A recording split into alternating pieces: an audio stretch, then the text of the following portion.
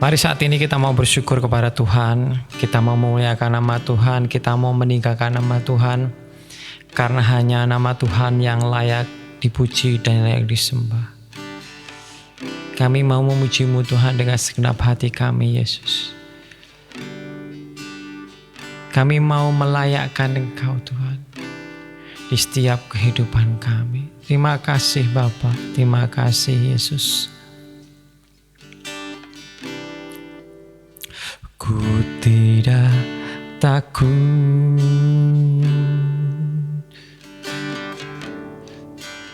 sebab Kau besertaku.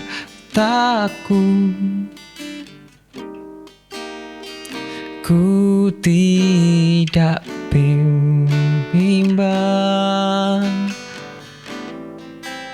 sebab Engkau Allahku.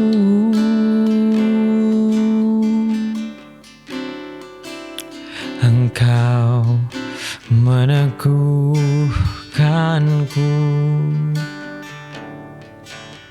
bahkan menolongku.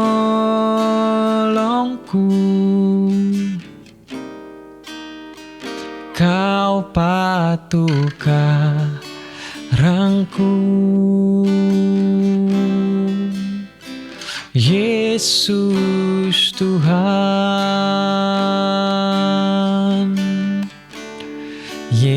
Yesus pemegangku,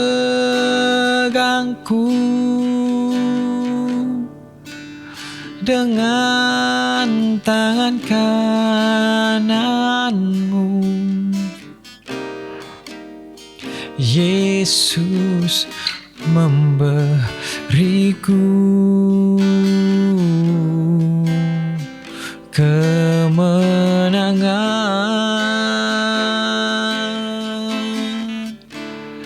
Yesus memegangku, dengan tangan kanan-Mu.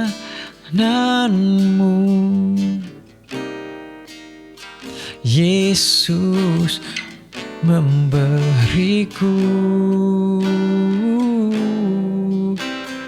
kemenangan.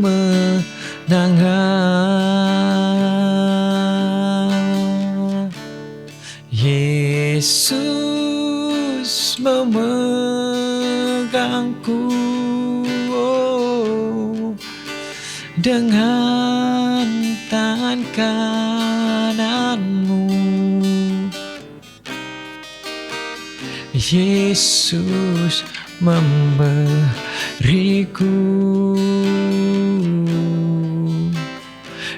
kemenangan.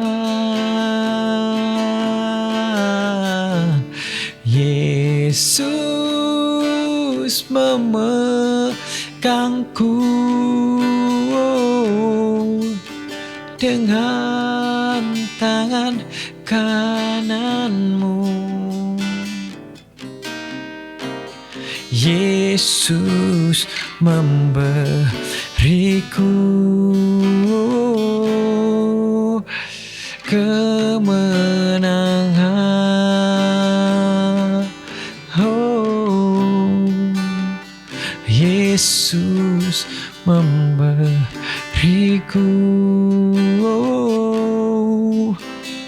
kemenangan. Sekali lagi katakan, Yesus memberiku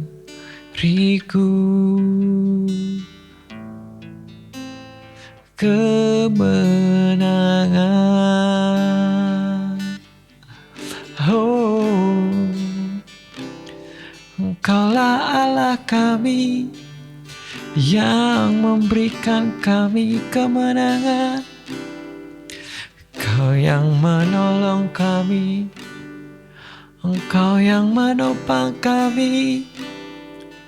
Kami percaya hanya padamu, Yesus.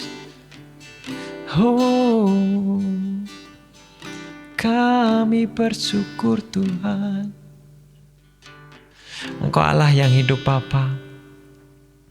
Penyertaan-Mu yang tidak pernah habis di dalam kehidupan kami. Dalam apapun keadaan kami Tuhan, Engkau selalu ada bagi kami. Kami sangat berterima kasih. Kami sangat bersyukur atas semuanya itu Tuhan. Dan terima kasih Bapa, terima kasih Yesus. Terima kasih Roh Kudus. Biarlah kami tetap mau mendekat kepada Engkau. Biarlah kami tetap harus untuk selalu mengikuti apa kata firman-Mu Tuhan. Dan biarlah firman-Mu pada siang hari ini Tuhan menjadi kekuatan bagi kami, menjadi pengharapan, pengajaran lebih lagi di dalam kehidupan kami. Terima kasih Bapa, terima kasih Yesus. Kami bersyukur buat siang hari ini. Hanya dalam nama Yesus kami berdoa dan mengucap syukur. Kami sebentar mau menerima firman-Mu. Amin. Shalom saudaraku, selamat siang semuanya. Dan hari ini kita bersyukur bahwa penyertaan Tuhan selalu ada di dalam kehidupan kita. Setengah hari ini kita telah melakukan aktivitas, tetapi biarlah apapun yang kita dapatkan, kita tetap selalu mengucap syukur kepada Allah kita yang selalu menolong kehidupan kita. Nah, hari ini kita mau belajar bagaimana tentang seseorang yang bagaimana dia memiliki semuanya, bisa dikatakan begitu. Dia memiliki kepintaran, dia memiliki kuasa pada waktu itu, memiliki kekayaan sebelum dia bertobat, yaitu Saulus, dan setelah dia bertobat menamakan Paulus. Dan kita mau belajar bagaimana setelah dia bertobat pun dia mempunyai kepintaran yang bisa dikatakan melebihi daripada orang-orang biasa. Makanya dia pada dahulu senang sekali yang bagaimana dia mempelajari tentang kitab Taurat. Nah, kita mau belajar tentang salah satu suratnya, yaitu di 2 Korintus 12. Kita baca ayatnya saja. Di ayat yang ke-9 dan 10 di perikop ini sebetulnya ada ayat sampai ke yang 10, dari ayat 1 sampai 10, tapi kita hanya baca ayat 9 dan 10. Tetapi jawab Tuhan kepadaku, cukuplah kasih karunia bagiku, sebab justru dalam kelemahanlah kuasaku menjadi sempurna. Sebab itu terlebih suka aku bermegah atas kelemahanku, supaya kuasa Kristus turun menaungi aku. Karena itu aku senang dan rela di dalam kelemahan, di dalam siksaan, di dalam kesukaran, di dalam penganiayaan dan kesesakan oleh karena Kristus. Sebab jika lemah, maka aku kuat. Amin. Rasul Paulus di sini mengatakan bahwa jika aku lemah, maka aku kuat. Bagaimana bisa begitu? Berbanding terbalik kepada orang yang ada di dalam dunia ini. Jika aku lemah, ya wis, aku lemah, aku gak bisa ngapain, aku gak punya kekuatan. Tetapi berbeda dengan Rasul Paulus. Kenapa dia bisa mengatakan demikian? Karena dia percaya bahwa di dalam dirinya dia mendapat kekuatan hanya di dalam Yesus Kristus, di dalam Allahnya yang hidup. Bagaimana kita tahu bahwa Rasul Paulus ini, dia diselamatkan oleh Yesus, oleh Allah sangat banyak. Saat dia mungkin di dalam penjara, saat dia mau dirajam oleh batu, saat dia mau ditangkap oleh tentara Romawi, beberapa kali dia diselamatkan oleh karena pertolongan Tuhan Yesus.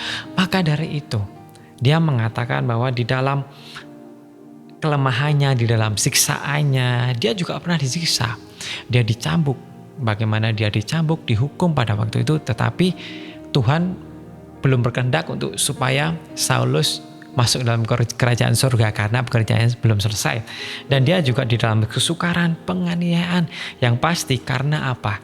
Karena Kristus, bukan karena diri dia sendiri mengajukan diri dengan dia mungkin dengan perkataan dia sendiri, pemikiran sendiri, menerjemahkan akhirnya dia salah dan dihukum. Bukan seperti itu, karena kebenaran firman Tuhan yang dia ceritakan, yang dia beritakan. Dan juga pada waktu itu kita tahu bahwa Rasul Paulus ini sangat pintar. Maka Tuhan tidak ingin Rasul Paulus ini menjadi sombong. Maka dari itu dia memberikan utusan iblis. Di ayat sebelumnya dikatakan ada seorang utusan iblis yang menggocoh aku supaya aku jangan sombong, supaya aku jangan meninggikan diri. Nah, Kita tahu bahwa sebenarnya Tuhan bisa saja menghilangkan semuanya itu, menjadikan semua itu. Tetapi Tuhan berkehendak beda. Cukuplah kasih karunia bagimu, sebab justru dalam kelemahanlah kuasaku sempurna. Dalam kelemahan Paulus, kuasa Yesus, penyertaan Tuhan menjadi sempurna. Dan ya, itu memang benar adanya. Seperti juga kita. Mungkin saat kita mempunyai uang banyak. Mungkin saat kita merasa kita bercukupan semua. Mungkin saat kita mempunyai kepintaran yang lebih daripada orang lain. Mungkin kita punya kecantikan, kecakapan. Jadi kita bisa mendapatkan uang dengan mudah. Maka kita tidak mengandalkan Tuhan. Kita mengandalkan apa yang kita bisa, kecakapan kita, kepintaran kita, kekayaan kita. Maaf, banyak orang-orang yang kaya menyepelekan ibadah Tuhan. Banyak orang-orang kaya yang menyepelekan Tuhan. Di dalam gereja, saat memuji dan menyembah namanya dia bermain handphone. Saat mendengarkan firman, dia ngomong sendiri dengan istrinya, dengan suaminya, mungkin dengan temannya, mungkin apapun itu. Itu yang tidak kelihatan. Maka dari itu, kita tahu bahwa saat orang berkebisaan semuanya, orang yang kecukupan apa-apa bisa membeli mobil, bisa membeli motor dengan gampang, bisa membeli rumah dengan gampang, dapat ini gampang, dapat itu gampang. Dia tidak mengandalkan Tuhan di dalam kehidupan mereka. Tetapi mari saat ini, yang memiliki kelemahan, janganlah putus asa. Yang memiliki sakit, janganlah putus asa. Karena Tuhan bilang, dalam kelemahanmu lah kekuatanku ada, pengharapanku ada. Jika aku lemah, maka aku kuat. Itu yang disampaikan Tuhan kepada Rasul Paulus dan kepada kita. Supaya kita apa? Supaya kita tidak mengandalkan kekuatan kita sendiri. Supaya kita tidak mengandalkan pikiran kita sendiri, tidak mengandalkan kepintaran kita sendiri untuk menghadapi masalah, untuk menghadapi pergumulan. Tuhan mau supaya kita tetap terus berpegang kepada Yesus Kristus, tetap terus berpegang kepada Allah kita yang hidup. Jika kita tidak mempunyai roh di dalam kehidupan kita, kita tidak mempunyai roh kudus dalam kehidupan kita, apa yang kita ambil, apa yang kita jalani, akan berbeda dengan rencana Tuhan. Mungkin berjalan dengan baik, tetapi tidak selamanya. Tetapi saat kita berjalan dengan Tuhan, walaupun mungkin itu tidak sempurna, tidak sesuai yang kita harapkan, banyak pergumulan, tetapi kita mendapat kekuatan saat kita menjalaninya. Mari saat ini teman-temanku, yang saat ini mempunyai kelemahan, yang saat ini mempunyai penyakit, sakit penyakit, yang keadaannya mungkin tidak enak. Mari kita tetap berpegang kepada Kristus Yesus. Kita tetap menjaga iman kita. Kita tetap menjaga pengharapan kita hanya kepada Yesus, bukan kepada yang lain. Karena pada waktu kalian tetap setia kepada Tuhan Yesus, Tuhan Yesus akan memberikan penolong, yaitu Roh Kudus yang memberikan saudara-saudara, teman-temanku saya ini kekuatan untuk menjalani keadaan dunia. Apapun yang kalian lakukan saat ini, biarlah kalian serahkan kepada Tuhan. Mungkin mustahil. Mungkin kalian mendapatkan atau mempunyai penyakit yang sangat susah untuk disembuhkan. Mungkin kalian saat ini mengalami kebangkrutan yang mempunyai hutang sampai puluhan miliar atau ratusan juta apapun itu. Tapi percayalah, Tuhan Yesus pasti bisa memberikan kekuatan supaya dapat melewati itu semua dan dapat memberikan jalan keluar kepada saudara-saudara. Mari saat ini kita mau mengucap syukur kepada Tuhan. Kita tetap berkata, Tuhan, apapun yang aku dapat saat ini, aku mau bersyukur kepada Engkau karena aku percaya bahwa hanya Engkau lah yang dapat memberi kami sukacita, damai sejahtera, kekuatan dan pengharapan yang pasti. Dan kami percaya Tuhan, hanya Engkau Yesus, Engkau Allahku yang hidup, yang dapat melakukan semuanya itu. Bukan dengan kepintaran kami, bukan dengan kekayaan kami, bukan dengan ketampanan, kecantikan, tetapi hanya dari-Mu Tuhan. Firman yang ada saat ini yang kami terima, itulah yang menjadi kekuatan bagi kami. Dan kami bersyukur Bapa buat firman siang hari ini, kami percaya Tuhan, kami mendapat kekuatan yang baru daripada Engkau, supaya kami menjalin kehidupan kami setelah ini menjadi lebih kuat lagi dan menjadi lebih pengharapan lagi hanya kepada-Mu Yesus. Terima kasih Bapa, terima kasih Yesus. Kami bersyukur buat siang ini, kami percaya rencana-Mu yang terbaik yang terjadi di dalam kehidupan kami. Kami bersyukur buat semuanya hanya dalam nama Yesus. Kami berdoa dan mengucap syukur. Amin. Amin. Shalom, selamat siang. Tuhan Yesus memberkati saudara-saudara semua.